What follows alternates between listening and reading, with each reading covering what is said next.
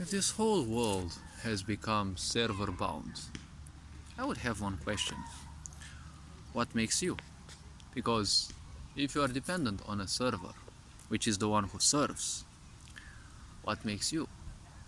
Well, it makes you the slave, because ultimately the server is the one who is in command.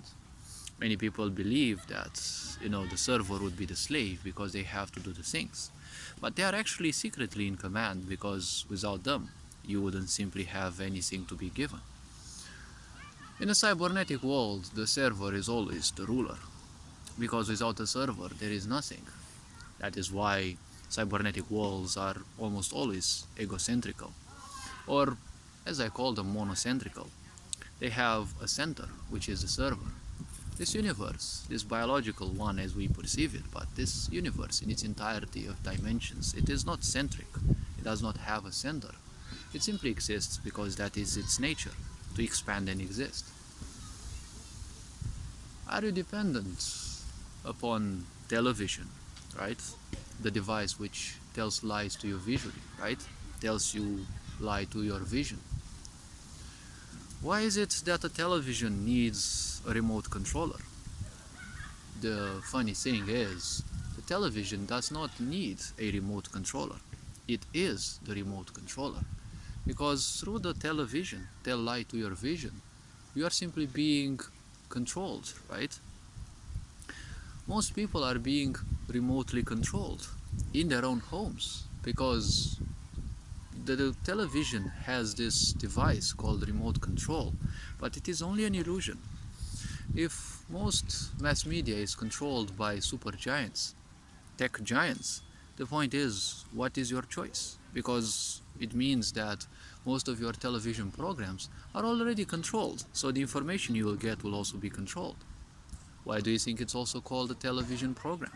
It's not only tell lie to your vision, but it's also a program, right? Because the people who are watching mainstream media, who are watching TV, they are being remotely controlled, right?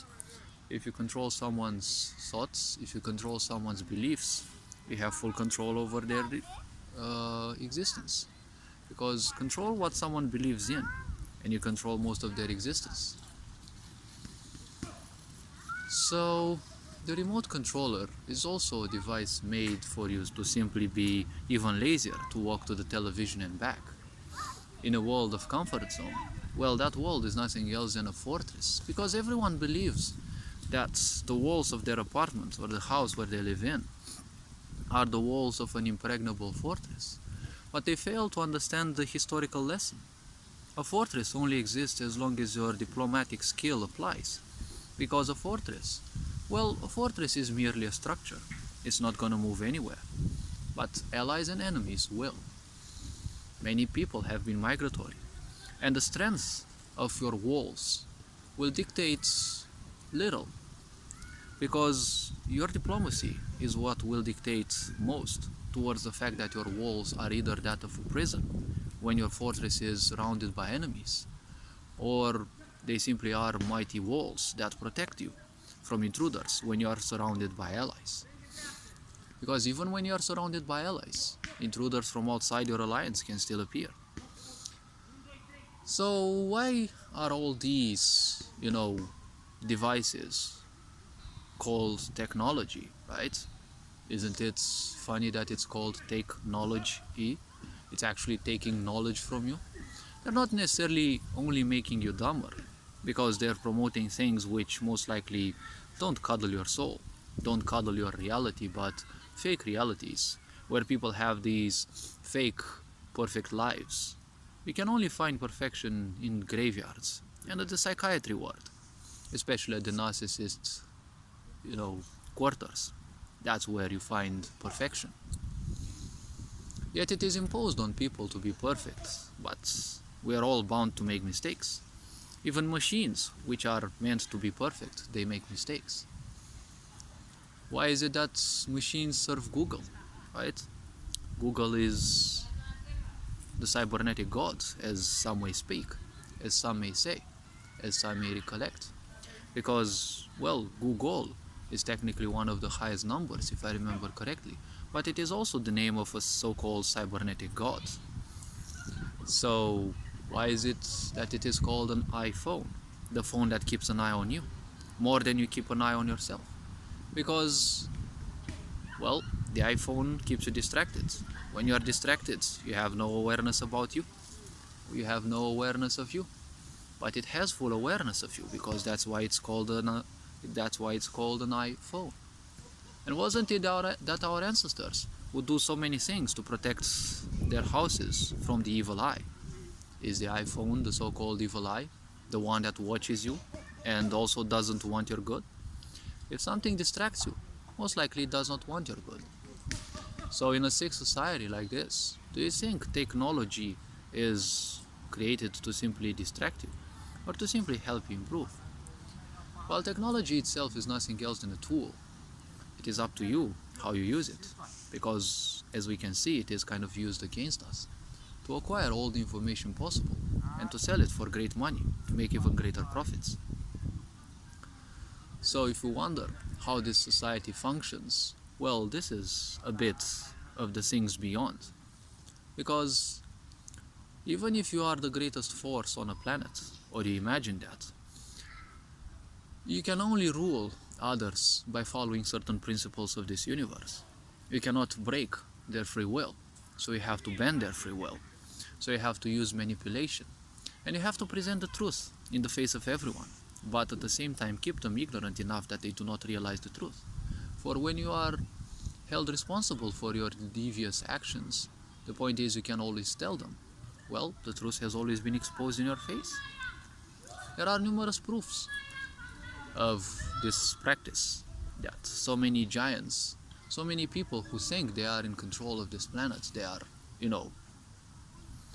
putting the truth in front of you in, let's say, stylish ways, in cryptic ways, or let's call it hidden ways or codified ways. So people have to realize that we are kind of living in a dream world. Why do you think it's called the American dream?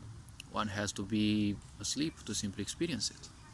When it comes to dreams, now they are creating different universes, parallel universes that you can explore.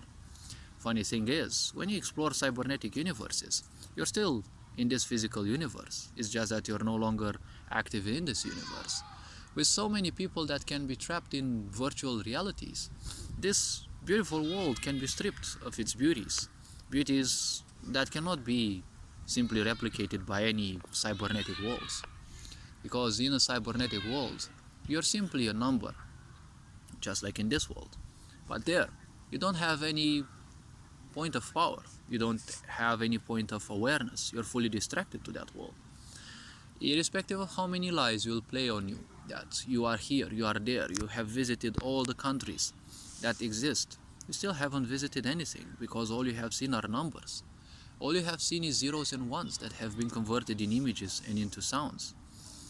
You have been creating the meaning behind those, because that is the point with all mainstream media and movies, video games and the such, and everything that there is. All you see is images, all you hear are sounds. If you identify too much with your mind, too much with your senses, then you end up believing one thing, that you are those senses. And then you will inexplicably create meaning to support those senses and what you see, because that's how the intellect works. When you want to rule people, you have to turn them against them. So you have to turn the truth into lies. When people live into lies, it means they live life in reverse. What do you get when you live life in reverse? When you live in reverse, it becomes evil. It becomes evil. English is a construct language. It has been constructed to serve certain purposes. The subconscious mind is said to not have any distinguishing capability between what you pronounce and what you really want. So the way things are made in English, because English and Latin, they have been constructed as more or less occult languages to be used. Well, actually, to be used in certain occult ways, not because they are occult languages. Well, Latin may still be, but English can be used in certain unconscious ways. Like, when you go to school, what is the first thing that you learn? You learn to spell, right? because words have power. They are just like spells. They are just like the words that wizards say, right? And those words are nothing else than foci to keep them strong, right, in front of distractions so that they can cast their spells successfully. But the school is also casting a spell on you when you end up saying all sorts of bad beliefs about you. But what is a belief? Accepting something without a necessity for proof. So where is the proof when you say that you're stupid, that you suck, that you're not good enough? Things that you learn from your parents, which they also learn from school, or most likely from their own family. And, well, they learned it even more at school. So all this being said, hopefully this video was introspective enough. Hopefully you learned a few things and realized that the way you use words, pro or against you, is how your life is dictated also. You are appreciated. Take care. Have an awesome day. Range and Board signing out.